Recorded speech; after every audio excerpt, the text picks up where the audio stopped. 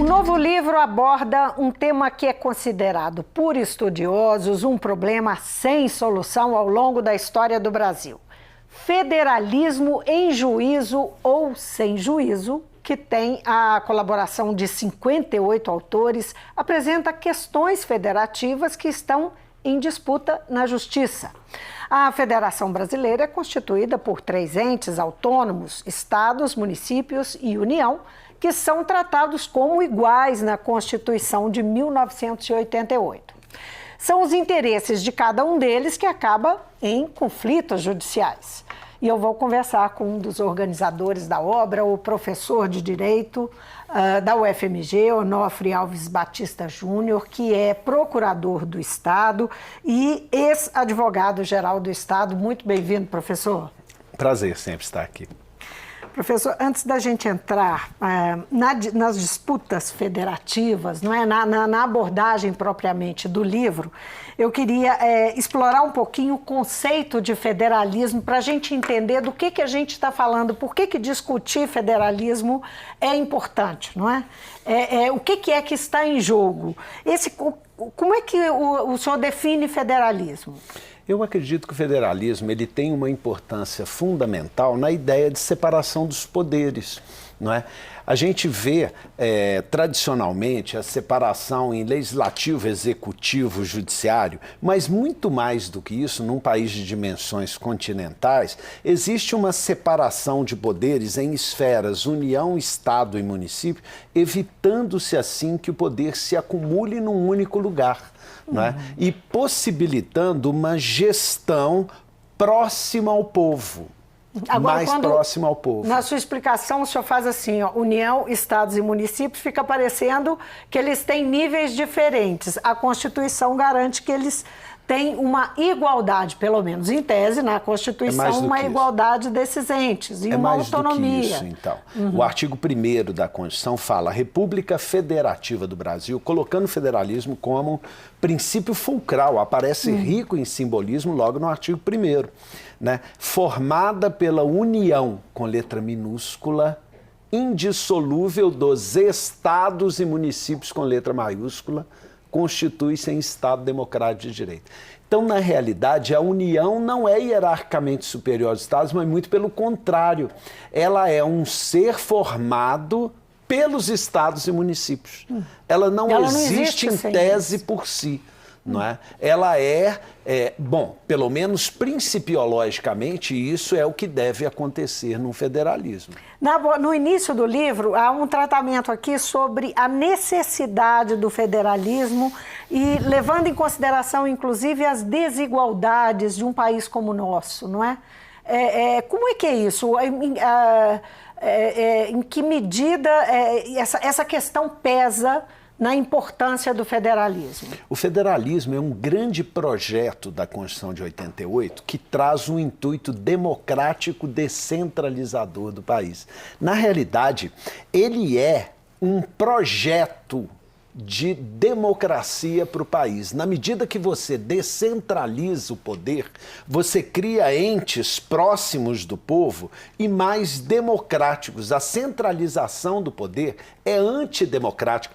Ele é uma reação contra a possibilidade de um governo autoritário, sob o ponto de vista democrático. Sob o ponto de vista de eficiência, né? E também de democracia, ele significa que a gestão administrativa fica próxima das necessidades do povo. Ou seja, ele propõe um governo orientado para o povo e não autorreferente. O federalismo, então, além de ser uma divisão de poderes, ele possibilita um cunho democrático fantástico, sobretudo num país de dimensões continentais como o Brasil.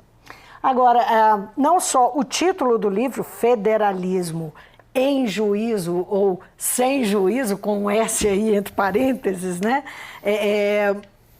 Está apontando o nosso problema, um problema básico aí, não é? Que é o conflito que há entre os entes, como eu mencionei no início da nossa conversa, na abertura, e uma, digamos, uma tendência de descumprimento da Constituição que propunha a descentralização, não é? E nesses 30 anos nós temos um processo de centralização do poder com a União. O que aconteceu na história nesses 30 anos para que a gente chegasse a esse ponto? Olha, quando a Constituição foi promulgada, esse projeto ficou plasmado na Constituição. Hoje se diz, e vários artigos mencionam isso, que houve uma reação da tecnoburocracia federal à proposta federativa. E pouco a pouco o poder foi sendo centralizado novamente até chegar no ponto de hoje, que de novo nós estamos diante de um governo altamente centralizado, pelo menos sob o ponto de vista financeiro. Mas na hora que centraliza financeiramente, você traz de resto uma centralização de poder absoluta. Quer ver um exemplo? 67% de tudo que se arrecada vai para os cofres da União. Mas 67% é muito, é demais em termos de receita, se você considerar, por exemplo, que educação, 82% fica a cargo dos estados. Saúde, 80% ficava com a União quando o SUS foi feito. Hoje, menos de 40% fica com a União. Sistemas prisional e segurança pública, basicamente, é todo com os estados. Então, educação, saúde, segurança, sistema prisional são gastos que envolvem, sobretudo, folha de pagamento, né? Esses gastos, que significam 92%, 90% a 92% dos gastos de um estado igual Minas Gerais, estão com os estados. E a receita com a União, afinal de contas, quais são os grandes gastos da União? Os grandes gastos da União são dívida externa e previdência, não é? Previdência que comporta uma observação à parte, que a gente pode fazer na sequência, não é? E gastos com a dívida. Então, nós fizemos um país absolutamente inclinado a pagamento de rentista, em detrimento do serviço básico para as populações. Então, a arrecadação a serviço do pagamento de dívida, né? Pagamento de juros e tal. E isso fica mais expresso nas contas da União? Absolutamente expresso nas contas da União. Se você pensar que a Constituição ela deveria e colocou uma receita com o pressuposto de que seria suficiente para os gastos públicos. Na realidade, isso não está acontecendo. O senhor falou em tecnocratas, mas não são os políticos que acabam definindo, não é, no Congresso Nacional, no Executivo e até mesmo na Alta Corte, né, da Justiça, no Supremo Tribunal Federal, esses caminhos, não é, de centralização do poder com a União? Seriam mesmo? Será que são efetivamente a classe política mesmo que define os rumos? Ou entra governo e sai governo, a gente tem uma mesma base tecnoburocrata? Eu, sinceramente, quando muda um governo, eu tenho só uma certeza, que a burocracia federal vai ser a mesma. Entendi. Isso não se altera. Pelo conhecimento, o senhor acha que isso influi na influência que eles vão exercer sobre as decisões? E nós estamos falando em poder. Na medida em que nenhum dos políticos de cada esfera não abre mão de poder, a tendência é centralizar, sobretudo se o poder legislativo federal é tão forte. Porque o legislador da União, ele é legislador federal, é o nacional que faz as normas gerais e é o de que faz emenda constitucional. Então os estados vão a reboque.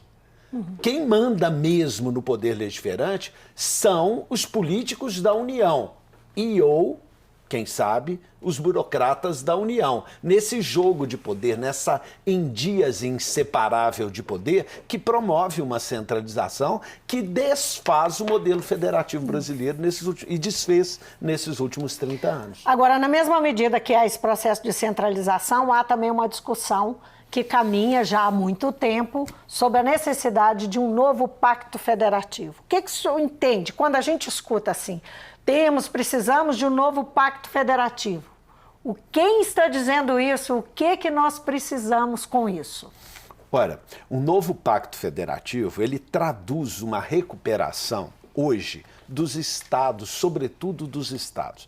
E eu vou dizer, O cidadão hoje reclama de educação, saúde e segurança no país, sobretudo. É o que está destruído no país. Isso são gastos a cargo dos estados. Não é nenhuma surpresa se os estados estão destruídos, educação, saúde e segurança está destruída. Mais do que isso, o federalismo pressupõe que os estados alavancam a economia.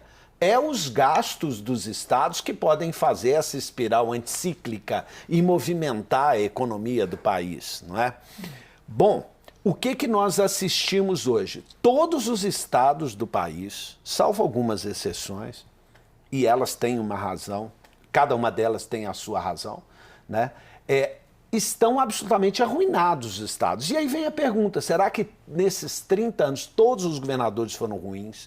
Todos foram irresponsáveis? Será que todos gastaram demais? Ou, como se diz, gastou-se demais com folha de pagamento de servidor? É um absurdo. Será que isso é a verdade? Eu acredito que essa não é a verdade, não. A verdade é que há um grande desajuste institucional no país. Os estados, a eles são dadas atribuições sem a contrapartida de receitas. Há uma disfunção, não há uma contrapartida adequada entre as receitas necessárias e o que cabe aos estados fazer. Todos entraram em ruína, sistematicamente todos entraram em ruína. E agora vem a União e fala assim, faça um ajuste aí.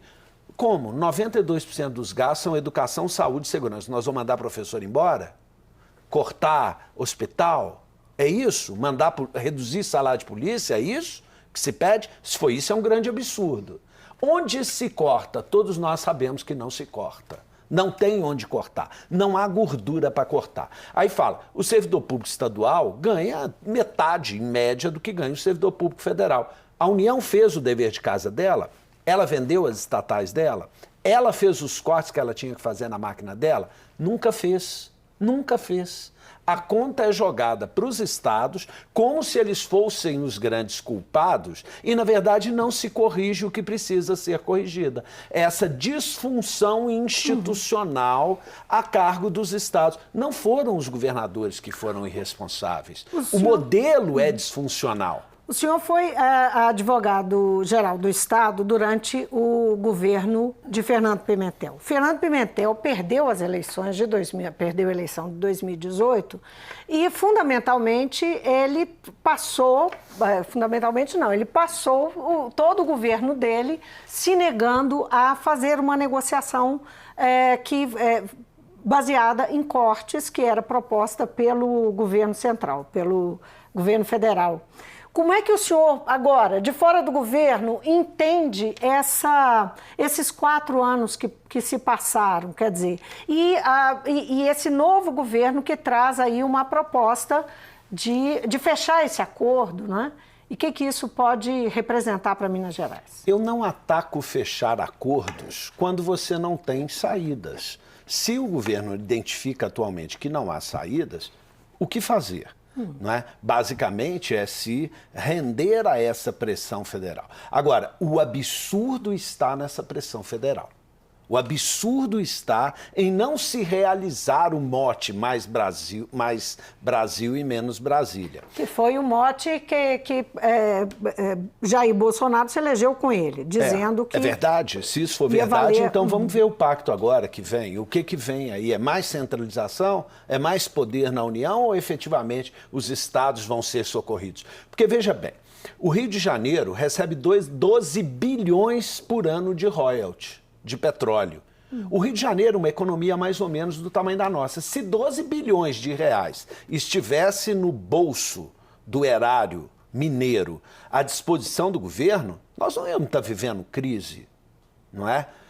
O Espírito Santo recebe aí 2 bilhões, não é? 4 bilhões, parece, 2 e 4, não lembro exatamente. Uma economia muitas vezes menor, parece que são 2, né? Mas uma economia muito menor que Minas Gerais. Na mesma proporção, Minas não teria problema. Minas Gerais fica com 250 milhões de royalties de petróleo, que é a atividade dominante no estado. Ora, o Estado mineiro não tem para onde fugir. Do royalties da mineração. Nós não temos para onde correr. Por isso que Minas Gerais brigou tanto com relação a Candir, que é um assalto a Minas Gerais. Nós estamos falando agora de Lei Candir, que é um assunto muito caro à Assembleia de Minas, porque foi encampado como uma necessidade de se buscar um ressarcimento que não vem sendo feito, vem ficando a desejar durante pelo menos quase 2 décadas, não é isso? Então, eu estou só aqui fazendo uma breve explicação, que enfim, é um débito que a União tem com os estados exportadores, que Minas está capitaneando aí uma discussão nacional e levou isso para o juízo, para o Supremo Tribunal Federal. Minas Gerais é um estado que, de todas as formas, ele vem sendo prejudicado. Nós fomos o motor do desenvolvimento brasileiro depois do Plano Real. Veja que a Lei Candir significou o quê? Para o governo federal manter a paridade do dólar, o câmbio do dólar, não é? Ele desonerou as exportações. Tirou, porque na hora que ele mantinha o dólar fixo, ele estava perdendo exportação. Para não perder, ele tirou os impostos da exportação. E tirou que imposto? O ICMS, que basicamente é dos estados.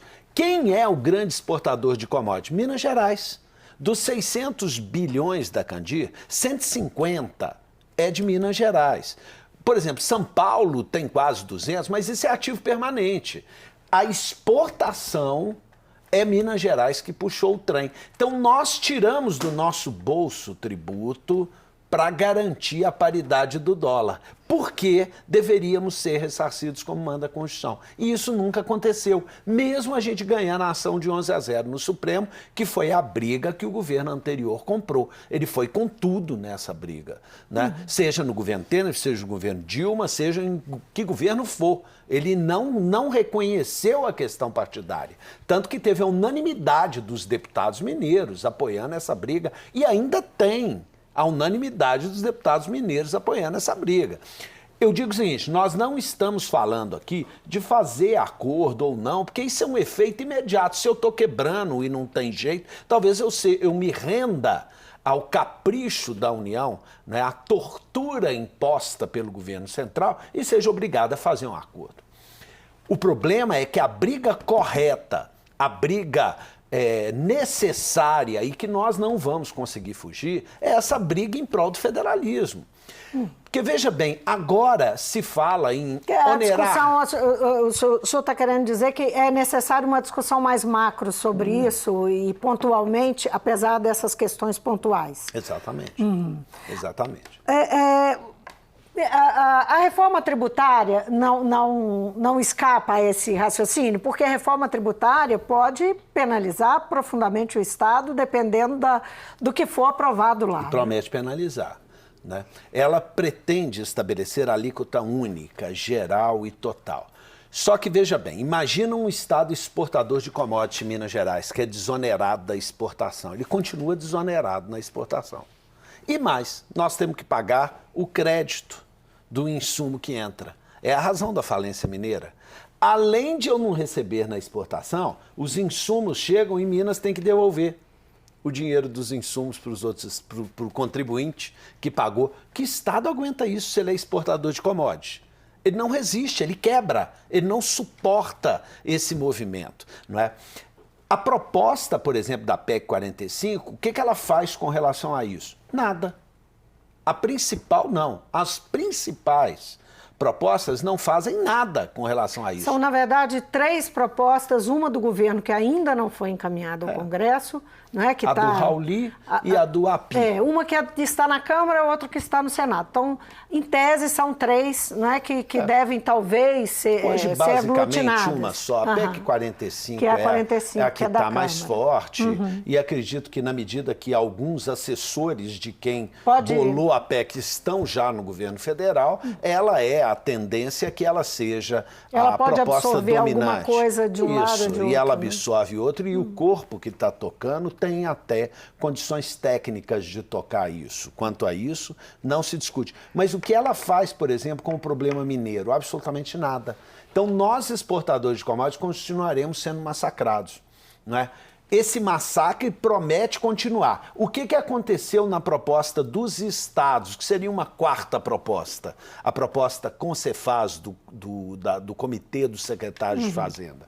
Ela cria um fundo do conjunto do IBS, do novo Imposto sobre Circulação de Mercadorias, né? Desse IVA novo, do bolo ela tira uma parte, que seria uma parte que iria para a União, e coloca num fundo de compensação das perdas dos estados exportadores de commodities. Tipo, você faz o bem do país, mas não está levando tributo, a gente tira do bolo geral um tanto e passa para Minas.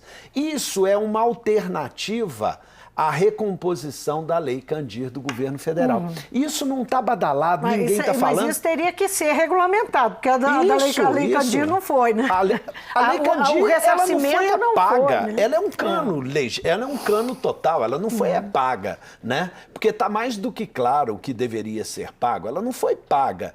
Essa proposta é uma proposta alternativa a ficar na mão da União. Agora, sob o ponto de vista federalista, olha o que aconteceu nessa proposta Concefaz. Em primeiro lugar, na medida que o tributo fica unificado num só, e aí entra contribuições, PIS, COFINS, IPI, Imposto de Circulação de Mercadorias, o ICM, e o ISS no IBS, um imposto só, isso é gerido por um comitê intergovernamental.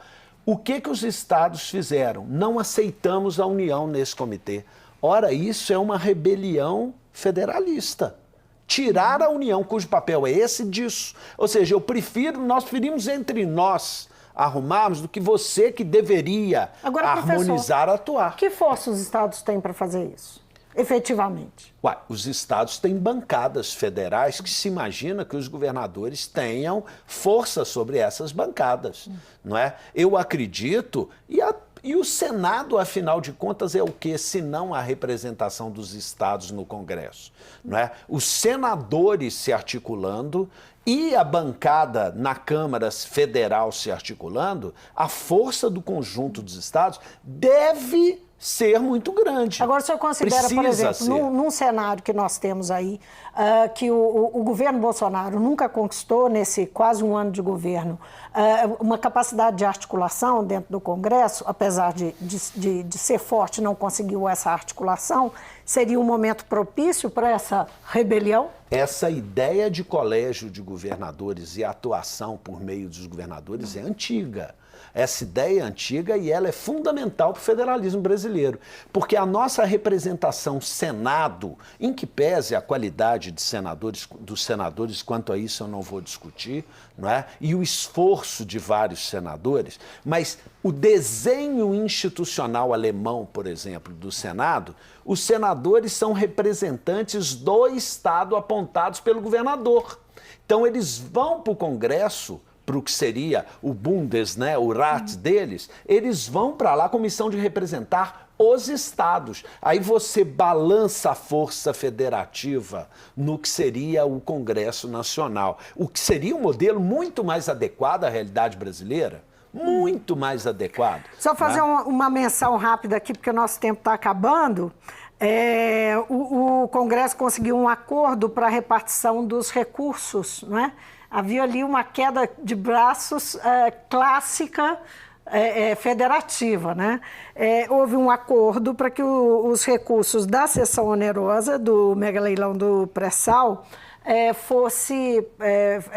criaram lá um acerto para que contemplem não só o Fundo de Participação dos Estados, como também os estados exportadores, não é, que são atingidos pela Lei Candir e não são ressarcidos pela Lei Candir. Então, o que pareceu ao senhor esse arranjo? Não é? Ele é um arranjo horrível, né? Porque ele é melhor do que nada, né? Porque tem uma compensação maior, um pezinho maior aos estados exportadores de commodities, como é o caso de Minas Gerais, Mato Grosso, Pará, não é? Tem uma parte que fica para o futuro, né? Que fica para a emenda parlamentar a ser colocado por deputados federais. O que é, de novo, uma aberração sob o ponto de vista federativo. sob todos os pontos de vista, né? Não é só federativo, acho que sob todos os pontos de vista é uma aberração. Porque, na verdade, você desloca para emendas, para uma atuação de deputados nos seus currais eleitorais e não segundo as prioridades dos estados. E, mais uma vez, o estado do Rio de Janeiro leva uma beiradinha maior, não é, nesse bolo. Quanto a isso, está na plataforma continental, não dentro do estado do Rio, né? E a plataforma pertence a todos e não ao Rio. Mas opinião, o minério está dentro do nosso estado, cavando buraco, arrebentando tudo. E onde se tira minério, não se planta, não se faz mais nada. E morre gente. E morre gente. Só para concluir aqui, essa divisão pode, esse acordo, que inclui aí os atingidos pela Lei Candir, criar dificuldades para o que está sendo discutido de solução para a Lei Candir? Quer dizer, não, aqui nós já contemplamos um raciocínio desse tipo. Não, já está aqui, os estados já estão aqui contemplados pelos recursos do mega leilão, então... é um risco? Essa é uma tentativa da União de calar a briga da Lei Candir. Essa é uma Pode tentativa. Funcionar? Tomara que não. Tomara que não, porque nós estamos sob o jugo do judiciário. É como se fosse uma audiência de conciliação permanente. A primeira reunião já teve, não é, com o juiz auxiliar apontado pelo ministro Gilmar Mendes, ou seja, estamos perante o judiciário, nós não estamos conversando com a União, o Estado não está conversando com a União solto, não. Está perante um juiz discutindo numa audiência de conciliação que se prolonga. E algumas questões já foram marcadas. Por exemplo, a alegação da União de que os repasses Candir não existem mais, já está cravado que existem sim. Ela já perdeu isso daí. Então agora eles querem ir até o fim nessa discussão do repasse passado. Se for para ir até o fim nessa discussão de repasse do passado, que a compensação seja muito adequada. Senão acho que deve receber o martelo do judiciário, sim. Professor, muitíssimo obrigado. Eu só vou fazer aqui rapidamente referência. Na verdade, nós começamos a falar de um livro que é Federalismo Sem Juízo. Esse aqui, mostra a capa pra gente, que é um livro que foi lançado esse ano e que reúne 58 autores, que mostra uma série de casos, de circunstâncias que os entes federados estão aí em conflito, não é? Em disputa, gerando tudo em torno de recursos, não é? De recursos fiscais. Bom, e tem um outro livro aqui que o professor trouxe para a gente, deu a notícia de que Federalismo, ICMS e Tendências é um segundo relatório ao governo do estado de Minas Gerais, que foi realizado ano passado e agora só que virou livro, né? Que tem assinado os organizadores, a professora Isabel Desi, o senhor Onofre Batista e José Afonso Bicalho, que foi secretário de Planejamento do governo Pimentel. Esse material, então, será encaminhado ao governador do estado, Romeu Zema. Sim, será encaminhado. Os dois livros são organizados por mim, esse com o professor Scaff e com o professor Heleno da USP, e sempre com a professora Isabel, que a propósito foi a coordenadora da comissão e é a professora titular de Direito Tributário e Financeiro da UFMG, né? Esse segundo relatório é produzido com as questões do federalismo específicas aplicadas a Minas Gerais e foi desenvolvido com a competente equipe da Fazenda Mineira e mais com uma série de colaboradores da FIENG e mais uma série de outros colaboradores, como algumas recomendações para o sistema tributário e financeiro do estado de Minas Gerais. Então tá aí dois documentos importantíssimos para quem precisa e quer se debruçar sobre esses assuntos. Obrigada de novo, professor. Um grande prazer. Eu conversei com o professor de Direito da UFMG, Onofre Alves Batista Júnior. Ele é ex-advogado-geral do Estado, é procurador do Estado e um dos 4 organizadores do livro, como nós mencionamos, o objeto da nossa conversa, Federalismo Sem Juízo. O Mundo Político fica por aqui. Se você quiser rever a entrevista, é só acessar nosso site ou o YouTube. E para falar conosco, e-mail ou Twitter. Obrigada por nos acompanhar e até a próxima.